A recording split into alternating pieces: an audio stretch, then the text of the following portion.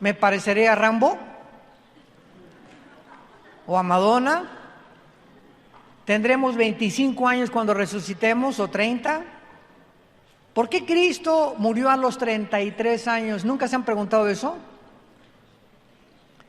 Les voy a hacer una pregunta un poquito más profunda. ¿Ustedes creen que si Cristo no hubiera muerto en la cruz, hubiera podido seguir viviendo hasta hacerse viejito? ¿Dónde andan mis teólogos? No, él no podía.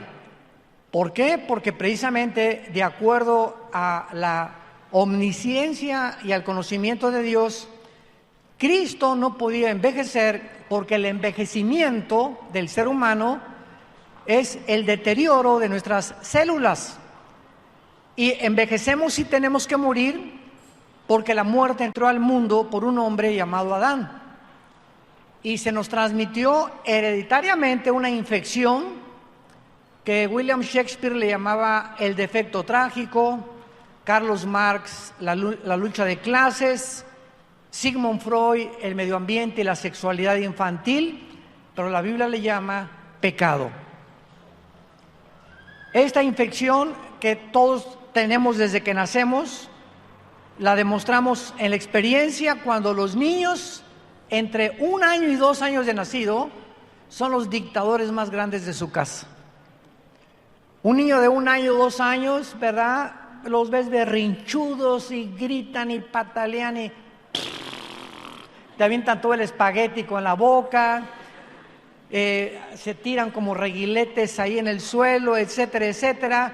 Y tenemos que de vez en cuando, pao, para tratar de enseñarles que no pueden ellos hacer su voluntad, porque nacemos con una independencia y una autonomía en contra de todo lo que es la autoridad. Nacemos rebeldes desde el vientre de nuestra madre. Y allá adentro estamos comenzando a patalear. Ya cuando las mamás comienzan a decir embarazadas, ¿verdad? Ya me está pateando, ahí viene ya, como torbellino. Muy bien, entonces vamos a descubrir de qué forma vamos a resucitar, porque cuando Cristo resucitó a los 33 años, Él no podía seguir viviendo en el supuesto caso, porque Él, claro que vino principalmente a morir en una cruz, pero Dios escogió que muriera a los 33 años, porque de acuerdo a Dios, la juventud comienza a declinar de los 33 para arriba, perdón. Así que los que tenemos menos de 33, bueno, mi abuela dijo que el que no tenga arrugas en el corazón es joven. Ah, ¿verdad? De los 33 en adelante comenzamos ya a un deterioro mucho más rápido y la juventud verdaderamente, el tesoro más grande que Dios nos ha dado, de acuerdo a la Biblia, ¿verdad? Si Cristo murió a los 33 es porque era la edad típica o máxima o la cúspide en la cual Él tenía que morir. Él no podía seguir viviendo porque, vuelvo a repetir, Él se hubiera quedado a los 33 años, porque Él no tenía pecado ni la muerte le acompañaba. Él se entregó a la muerte siendo justo y no teniendo necesidad de morir como tú y como yo. Por eso es única la resurrección del Hijo de Dios. Dice 1 Corintios 15, versículo 20 en adelante: mas ahora Cristo ha resucitado de los muertos, primicias o primeros frutos de los que durmieron es hecho. Porque por cuanto la muerte entró por un hombre, también por un hombre la resurrección de los muertos. Porque así como en Adán todos mueren, en Cristo todos serán vivificados. Nos saltamos al versículo 35. Pero dirá alguno, que es nuestra pregunta que vamos a contestar: ¿cómo resucitarán los muertos? ¿Con qué cuerpo vendrán? Necio, lo que tú siembras no se vivifica si no muere antes. Y lo que siembras no es el cuerpo que ha de salir, sino el grano desnudo, ya sea de trigo o de otro grano. Pero Dios le da el cuerpo como Él quiso a cada semilla, su propio cuerpo. No toda carne es la misma carne. Una carne es la de los hombres, otra la de los animales o de las bestias, otra la de los peces y otra la de las aves.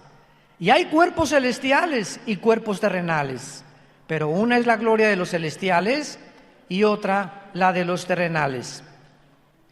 La Biblia es el único libro de los millones de volúmenes que existen en todas las librerías del mundo, el único libro que nos puede verdaderamente revelar tres preguntas que ni la ciencia, ni los filósofos, ningún historiador, ningún antropólogo, ningún escritor han podido contestar. Número uno, ¿de dónde venimos? El ser humano, para poder descubrir de una forma científica o poder afirmar de dónde venimos, necesita ser científico, porque para que sea científico tiene que ser demostrable. Se tiene que probar. Si un científico no puede demostrar la observación, porque la ciencia trata con observar los fenómenos, tomar nota y comenzar, ¿verdad?, una bitácora a escribir y después probarlo con tubos de ensayo o con diferentes experimentos. Entonces, como es imposible que nadie pueda retroceder al pasado y decir cómo comenzó el universo y cómo comenzó el ser humano, muchos pseudocientíficos también inventan y se llaman teorías, hipótesis, especulaciones o filosofías. Entonces, pues se inventó la famosa teoría del Big Bang. No sé cuántos de ustedes la han oído, la gran explosión. Y entonces nos enseñan en la escuela. El universo comenzó con una explosión, ¡pum! Pero cuando se descubrió la primera y la segunda ley de la termodinámica, que demuestran y postulan la primera ley, que nada se crea ni se destruye, solo se transforma, la energía es irreversible en el sentido de poder ser destruida, y la segunda ley de la termodinámica nos enseña que todo está sufriendo un proceso de descomposición, oxidación, deterioro, todo se echa a perder. El Sol está perdiendo millones de toneladas masa por segundo. Entonces vivimos en un mundo que la física le llama la ley de la entropía, la ley de la descomposición. La Biblia se adelantó cuando descubrieron estas leyes y le llama la ley de la corrupción, que todo se tiene que echar a perder. Los carros se descomponen, la pintura se comienza a caer, los edificios se envejecen y nosotros estamos muriendo celularmente todos los días. Muy bien. Desde esta perspectiva nos damos cuenta que entonces el universo, ya con las leyes que se han descubierto, es imposible que del desorden se produzca el orden. Esto lo contradice la primera y la segunda ley de las termodinámicas. Es imposible que de un desorden se haya puesto un universo afinado con leyes inexorables, continuas, la gravitación, las leyes termonucleares, las leyes del electromagnetismo, la primera ley de la termodinámica. Es imposible físicamente, menos científicamente, que esto sea posible. Es como si, para que me entiendan, tengo una enciclopedia británica aquí, de la A a la Z. Entonces la agarro con tijeras y pum, pum, comienzo a tijeretear todas las hojas de la enciclopedia británica y las pongo debajo de un ventilador. ¿Cuántos millones de años tardaría para que se pusiera en orden de la A a la Z? 10 a la 23ª potencia. Es imposible. O como si fuéramos 5 changos en un piano, ¿cuántos años tardaría para que compusieran la 10ª sinfonía de Beethoven? ¿Me van entendiendo? O como si vas por la playa y te encuentras, vamos a bajarle 3 rayitas, un motor de un Volkswagen. En un motor se encuentra lo que se llama la irreducibilidad compleja. ¿Qué quiero decir? Un motor tiene una bomba de gasolina, bujías, acumulador, la batería, etcétera, etcétera. Y si algo del motor no funciona, basta que la batería el alambrito de la batería esté desconectado para que nada del motor funcione. Para que funcione, todo tiene que estar perfectamente bien unificado y tiene que estar completamente combinado y afinado para que tu carro arranque.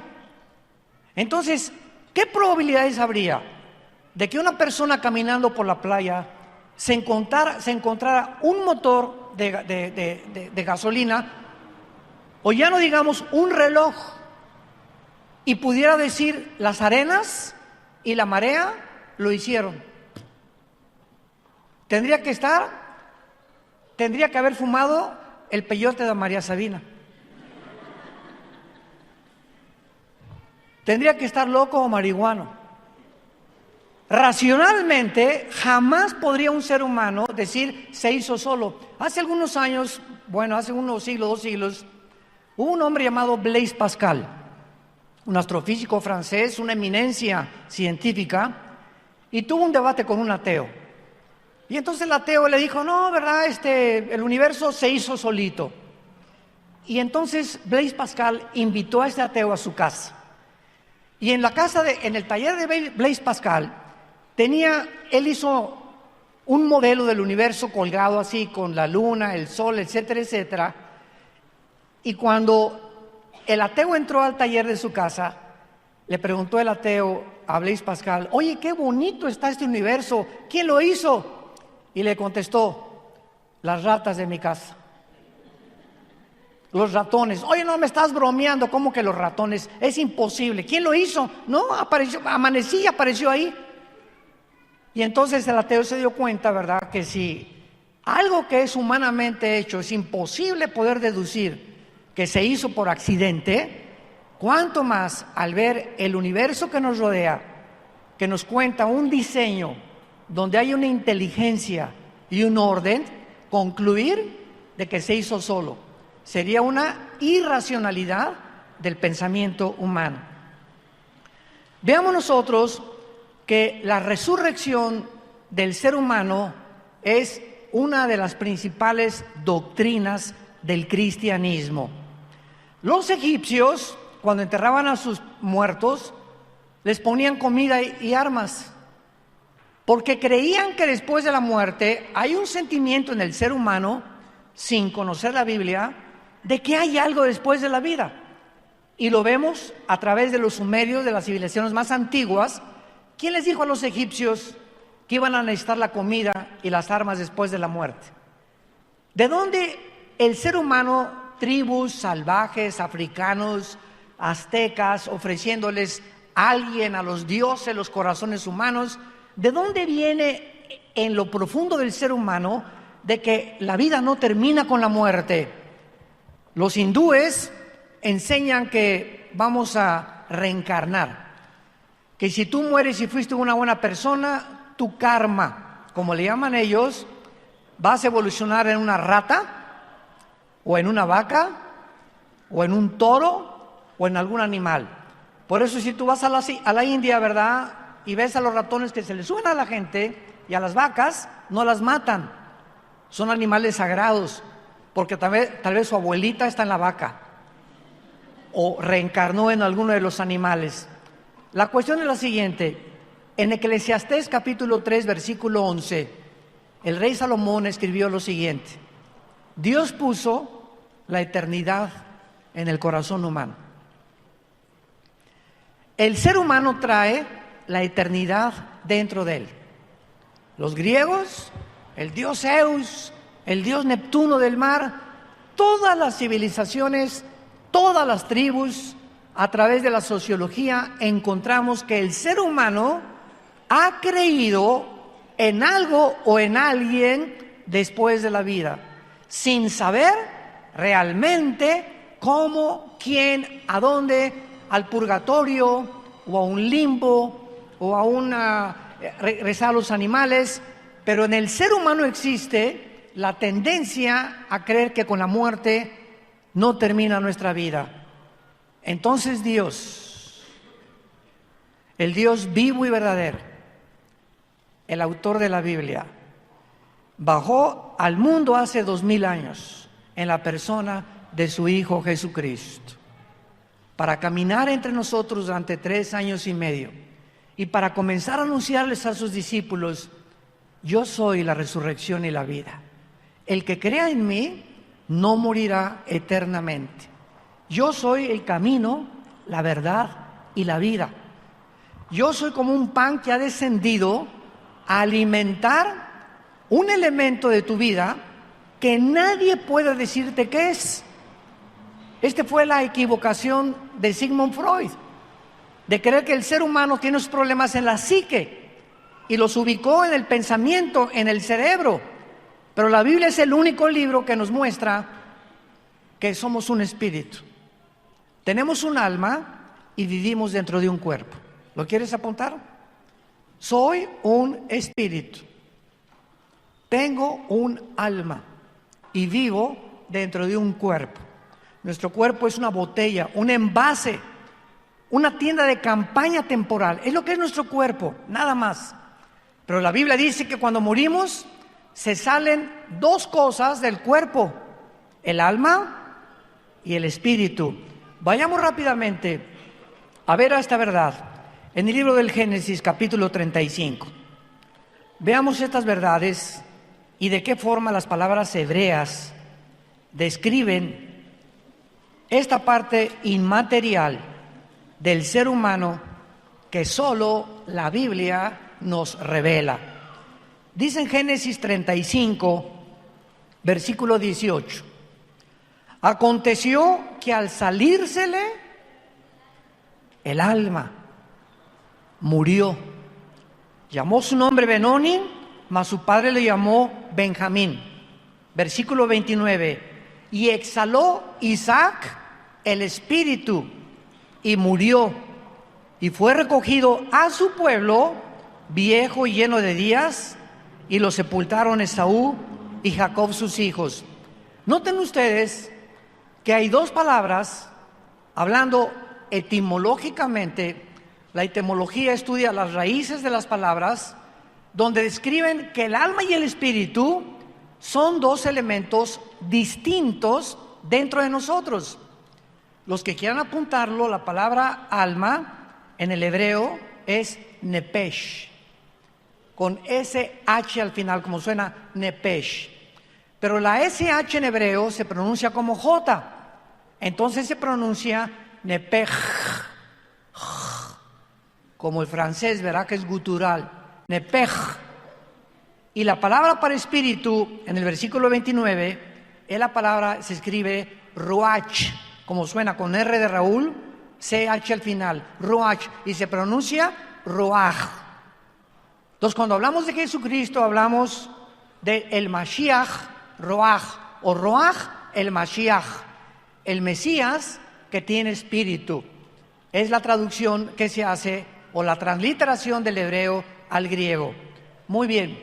¿Qué diferencia hay entre el espíritu y el alma? Muy bien, a los que quieran apuntarlo también. El espíritu es la parte inmaterial del hombre a través de la cual conocemos, servimos y adoramos a Dios. Juan 4:24, porque Dios es espíritu.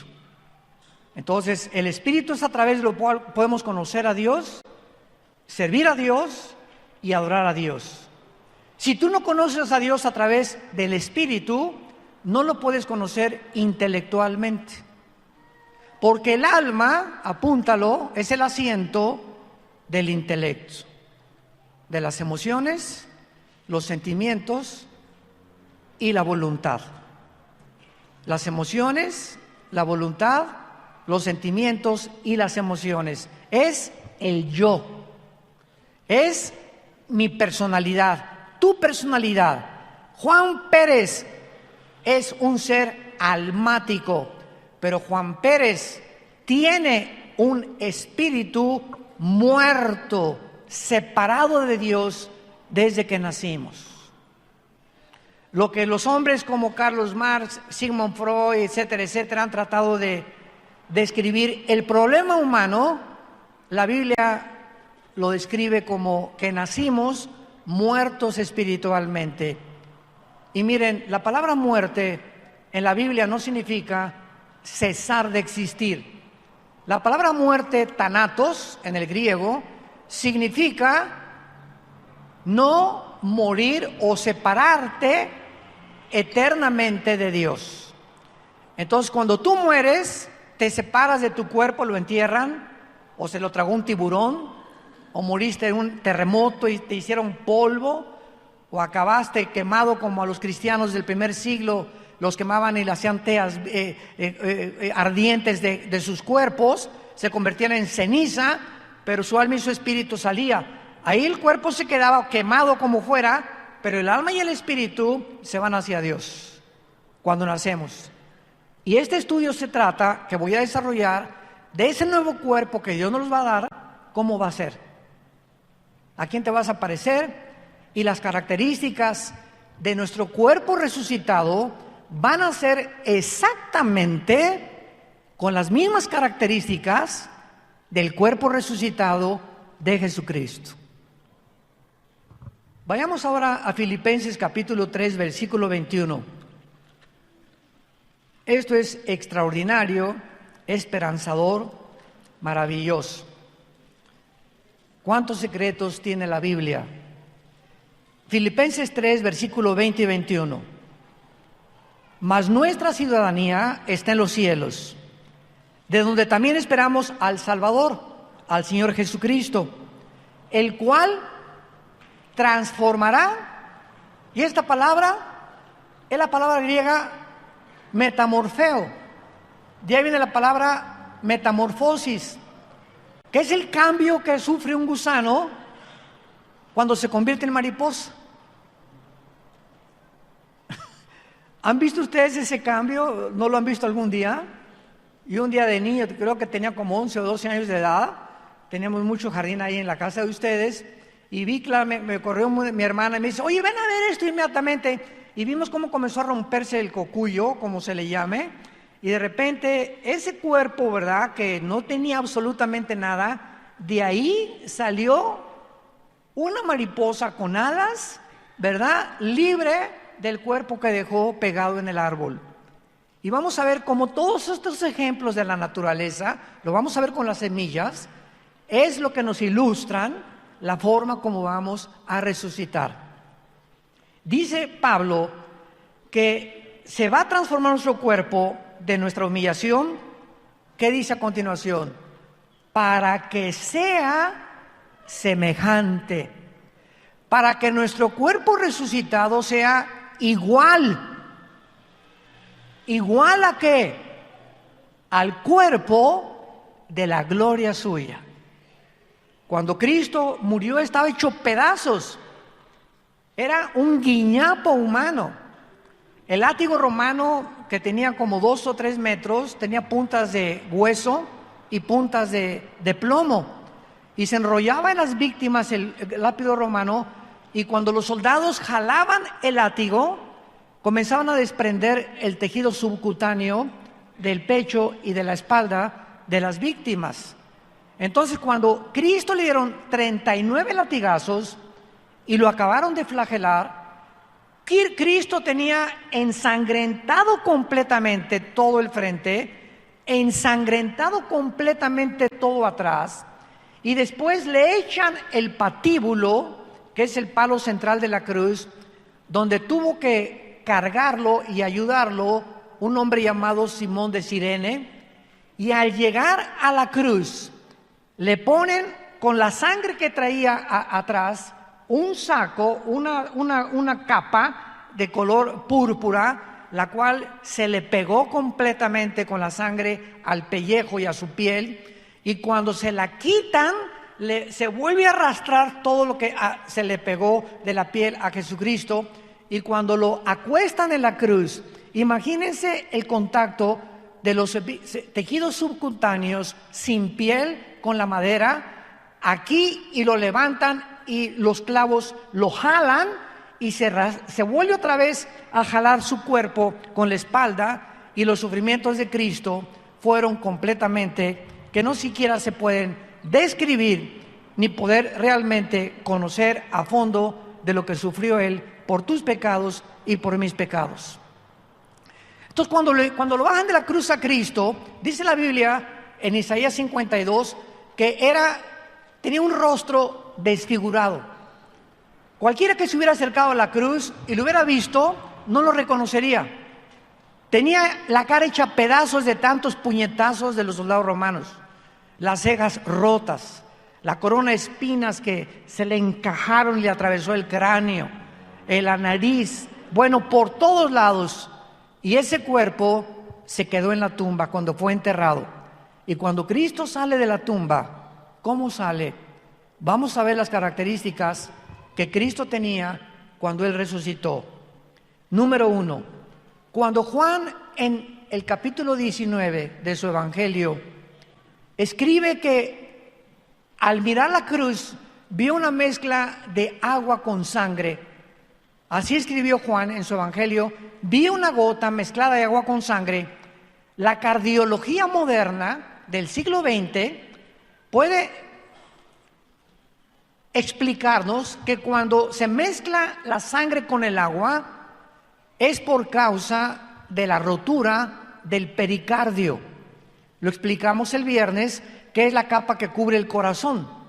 Entonces, cuando el soldado le atravesó el pulmón derecho a Cristo, Cristo ya estaba muerto en la cruz, porque vamos a ver en la siguiente conferencia las evidencias de la resurrección, porque han inventado de que lo bajaron vivo, que lo enterraron en un estado cataléptico.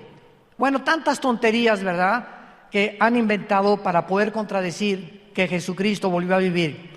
Entonces Cristo murió realmente, completamente murió, científicamente demostrado hace 2000 años, cuando la sangre y el agua se mezclaron y fue lo único que le salió del costado que escribió Juan que tenía. Entonces, cuando Cristo resucita con ciertas características que son muy interesantes. Número 1, el nuevo cuerpo de Cristo ya no tenía sangre. Número 1. La Biblia nos revela que la vida de la carne, tu vida y mi vida, y también se acaba de descubrir hace pocos siglos, está en la sangre. Hace como 2 o 3 siglos, cuando había enfermos, los reyes y los soldados les ponían tapones en la espalda, imagínense nada más, para sacarle sangre, para succionarle la sangre, o sea, les aceleraban la muerte, creyendo que quitándoles más sangre iban a vivir más tiempo. Y cuando se descubre, ¿verdad?, que es la sangre lo que le da vida al cuerpo y que el torrente sanguíneo corre a través de una tubería que se llaman arterias y venas desde la punta de mi cabeza hasta la punta de mis pies. Los casi 225 gramos de azúcar que tienen los refrescos entran a tu sistema sanguíneo. Cuando tomas agua de limón, entran a tu sistema sanguíneo. Cuando tomas una copa de vino, entran a tu sistema sanguíneo. Y de acuerdo a las nutrientes y a las características que tiene el líquido que ingieras, es el resultado de tu salud. Entonces tu sangre va a llevar el azúcar y te va a comenzar a circular por todo tu cuerpo, y el azúcar se acaba de descubrir hasta el siglo XX que es el veneno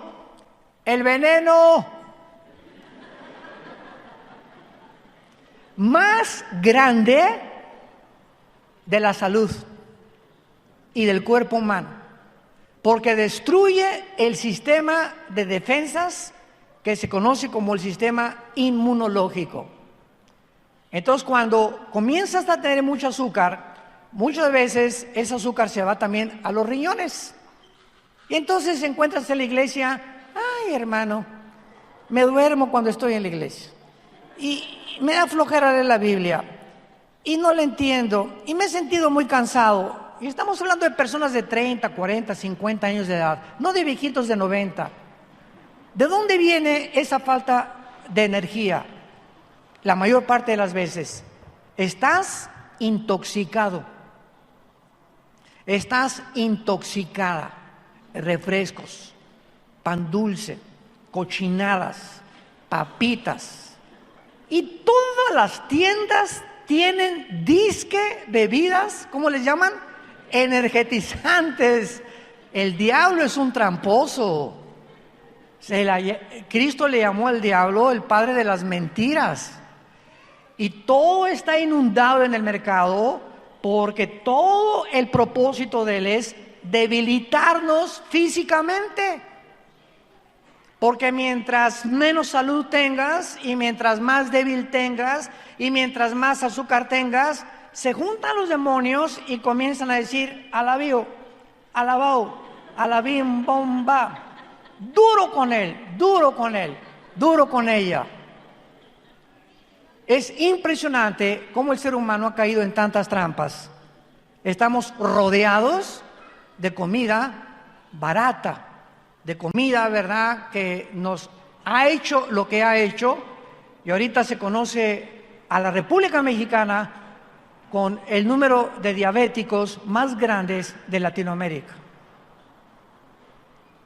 Ya hay niños de 11, 12 años de edad con diabetes número 2.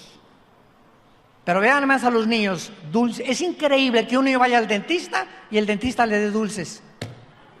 Jesús, María y José y el burrito que los acompaña. Háganme el favor nada más, ¿no? Es el que nos cuida los dientes. Y ahí tienen a la salida los dentistas, paletitas de dulce, ¿no? Es el colmo, ¿verdad? Cabezas de aguacate que tienen. Bueno, entonces, número 1, el cuerpo resucitado no va a tener sangre. La pregunta es, en segundo lugar, vamos a seguir comiendo. Vamos a Lucas capítulo 24, número 2. Cuando Cristo resucitó, siguió comiendo. Y lo más asombroso y más interesante es que no comió maná o comida de los ángeles, comió pescado guachinango al mojo de ajo. Bueno, estoy exagerando. No sé si tenía mojo de ajo, pero comió pez, pescado y miel, alimentos que alimentan el cuerpo humano tuyo y mío. Dice Lucas 24 que cuando se les apareció a los discípulos en Emaús, versículo 36, Lucas 24, 36, mientras ellos aún hablaban de estas cosas, Jesús se puso en medio de ellos y les dijo: Shalom. Shalom. Que la palabra hebrea significa paz. ¿Saben lo que significa shalom? Claro, paz. Pero cada palabra hebrea tiene 6 u 8 significados. La palabra shalom es la palabra más completa en el hebreo, porque significa paz, bienestar, salud, tranquilidad, equilibrio y sabiduría, que son las características que necesitamos para poder vivir para Dios. Yo no puedo vivir para Dios como una pepita en comal. Venía a la iglesia, a la Biblia. Pásenme una de tequila. Pásame mis chochos. Y levantarme a las 12:30 de la mañana, de la noche, como león enjaulado, lo que le llaman el estrés, que es el ataque más tremendo a la salud, el estrés. Porque ya sabemos lo que es la enfermedad psicosomática, que tu estado mental afecta a tu sistema cardiovascular, cardiopulmonar, etcétera, etcétera. Todo lo que tienes aquí en la mente, lo que tenemos, afecta nuestro cuerpo. Y hace 2000 años, Cristo dice: Shalom, la paz sea con ustedes. O sea, mantengan este estado mental de tranquilidad. Sereno moreno. Tranquilos, calmados, que pase una tormenta, no te va a llegar. Mi hijo se fue, mira, ay hermano, mi hijo se fue, mire doña Chole, déjame decirle algo. No venga usted, pastor, porque usted está en incredulidad total. Ya al venir y comenzar a tener esa actitud de desesperación, parece que le están ahogando a doña Chole. su hijo, con el estado en que usted está, no lo va a hacer regresar. Es más, si el día que regrese su hijo, a usted le internamos en el psiquiátrico. Nuestro estado no va a cambiar las circunstancias, sígame con mucho cuidado. Nuestro estado mental no va a cambiar a nuestros hijos, ni nuestro matrimonio, ni las circunstancias, echando toda nuestra ansiedad sobre Él, porque Él tiene cuidado de nosotros. Y la paz de Dios, que sobrepasa todo entendimiento, guardará vuestros pensamientos y vuestro corazón en Cristo Jesús. Es la paz el estado perfecto de la mente humana. Un cristiano que mantiene la paz el mayor número de sus días es un cristiano feliz, contento, saludable, tranquilo, es con la esperanza por dentro. Los problemas, que se cayó el dólar, se cayó el petróleo, el Popocatépetl está eruptando, ya comenzó la guerra en Venezuela, no importa lo que nos rodee en el mundo. El hecho que yo me exalte, que me quite el sueño, que me quite la paz y que me convierta en un energúmeno amargado o con rencor, no va a cambiar las circunstancias, porque las circunstancias están en manos de Dios. Hace algún tiempo había un rey en la India que hizo un concurso para que la gente pudiera pintar un cuadro que describiera la paz. Y él iba a dar quién sabe cuántas piezas de oro al que ganara el concurso. Entonces vino un pintor y pintó un pasaje precioso oaxaqueño. Y ahí estaba, ¿verdad?, los magueyes, estaba todo, el sol al fondo, el cielo, y le pusieron ahí una palomita de calificación. Vino otro, unos jardines hermosos, etcétera, etcétera, que también reflejaban mucha paz, y tampoco le gustó al rey. Y el cuadro que ganó el premio era un pajarito junto a una cascada dormido. Y esa es la paz, estar junto a nuestros problemas y cayendo y temblando el mundo a nuestro alrededor, y nosotros no perturbarnos interiormente. A ese cuadro le dieron el primer lugar. Esa es la paz. Vivir en un mundo confuso como el que estamos viviendo, incierto, rumores de guerras, problemas, climatología loca, pero nosotros en lo interior tenemos tranquilidad, porque Jehová es mi pastor y nada me faltará. Si tú no tienes esa vida, tu cristianismo es pura religiosidad. Si tú no has llegado a comenzar ya a vivir de esa manera, tu cristianismo es inmaduro. No has llegado a crecer y a madurar en la vida cristiana. Entonces, ¿cómo será el organismo interno para que podamos nosotros seguir comiendo y poder entender que sin sangre ahora vamos a funcionar? Bueno, vamos a ver la respuesta en 1 Corintios 15, nuestro pasaje, y vamos a ver las maravillas de Dios en su diseño y en su creación de los diferentes cuerpos que Él ha formado y creado. En el versículo 35 le preguntaron a Pablo: ¿cómo resucitarán los muertos? ¿Con qué cuerpo vendrán? Pablo apela a la horticultura. Hasta la persona más ignorante, los rancheros indígenas, saben perfectamente bien que si yo siembro una semilla de uva, no va a nacer plátanos, ni manzanas, ni papayas. Ellos no saben por qué, pero saben que al sembrar eso, esa semilla se entierra con un cuerpo, así redondita la semilla, y potencialmente esa semilla, potencialmente encierra un árbol. Un árbol tuvo su origen en una semilla. Y cuando se descubrió el ADN, 1954, por los doctores Watson y el doctor Crick, que mencionamos también, que les dieron el premio Nobel de Medicina porque descubrieron el ácido desoxirribonucleico, que es, y para que entiendas, nuestro cuerpo tiene billones de células, todo el cuerpo humano. En cada célula hay un software. En cada célula de tu cuerpo y de mi cuerpo hay información codificada. Esta información nos demuestra inteligencia, porque si hay información, una mente inteligente tiene que haber detrás de eso.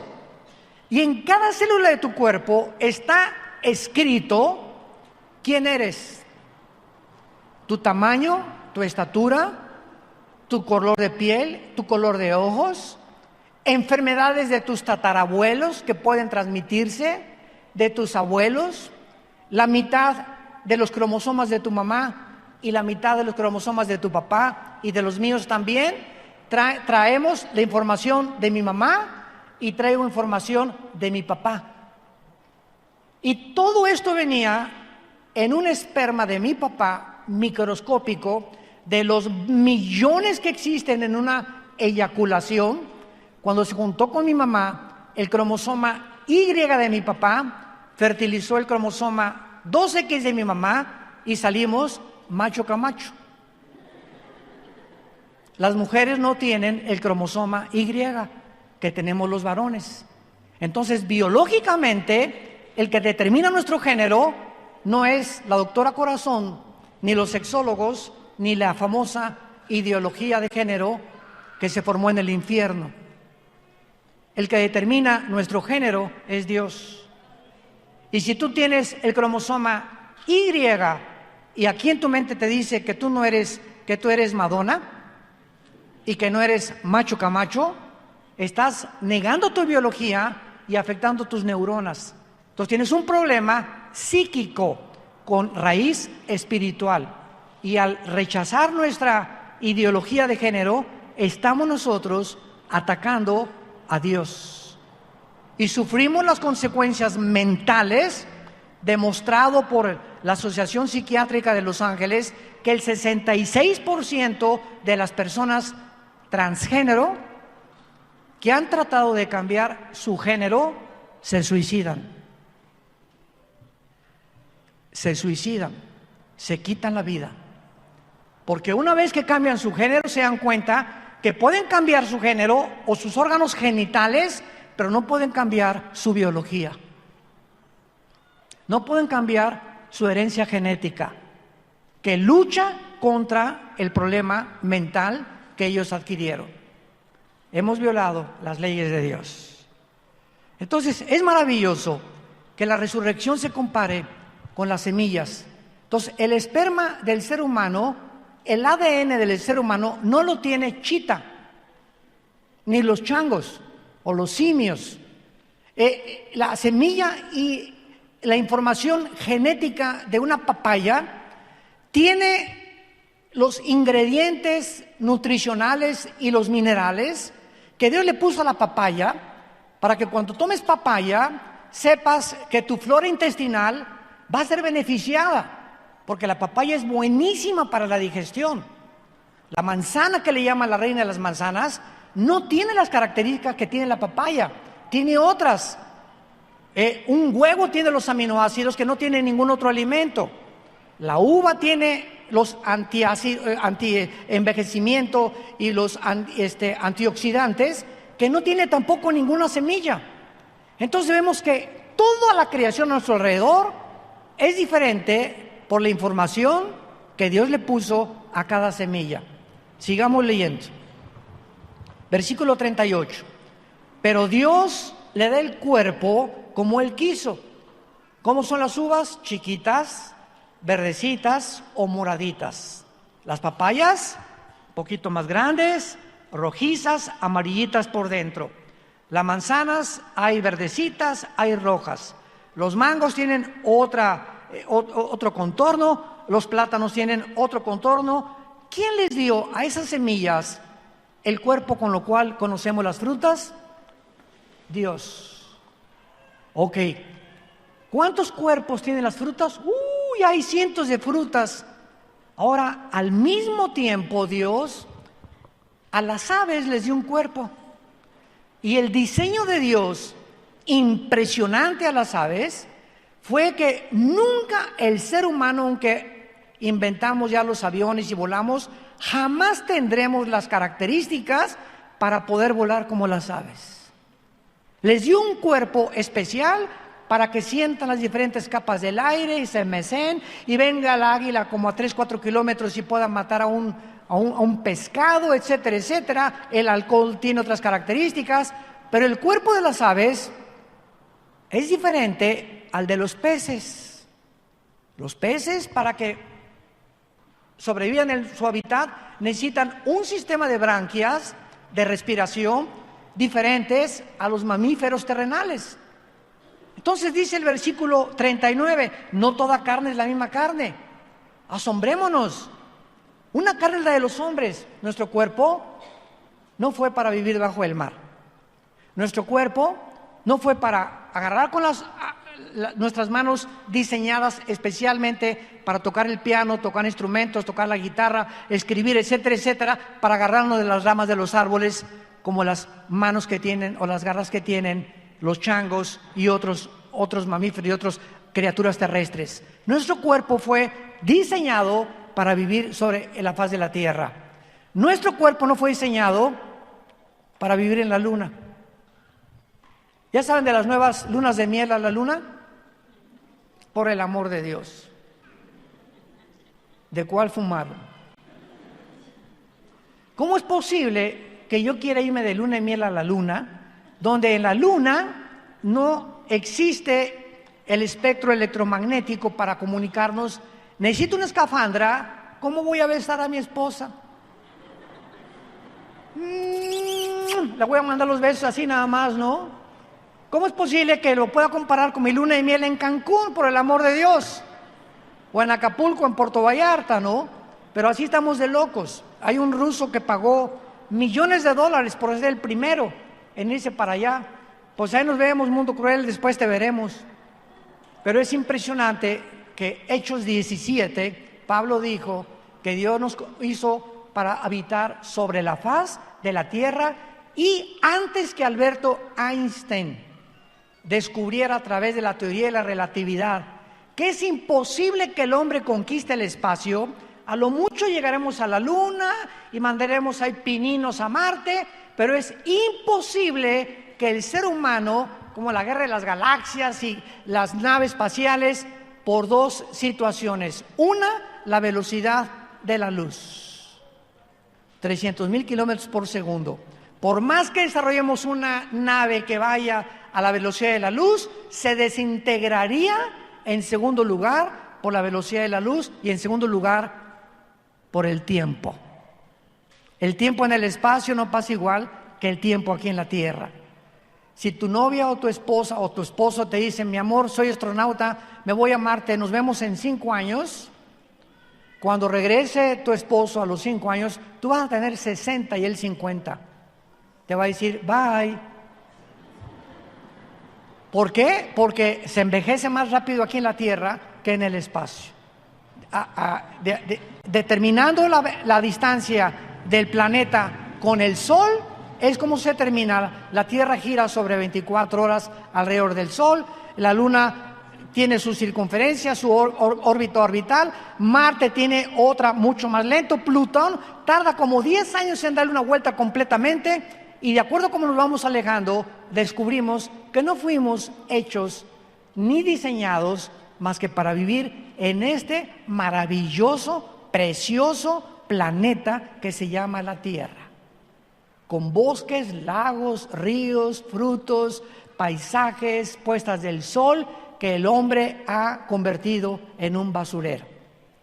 Entonces, cuando nosotros resucitemos, vamos a tener, versículo 40, hay cuerpos celestiales. La Biblia dice que los ángeles tienen cuerpos como los nuestros.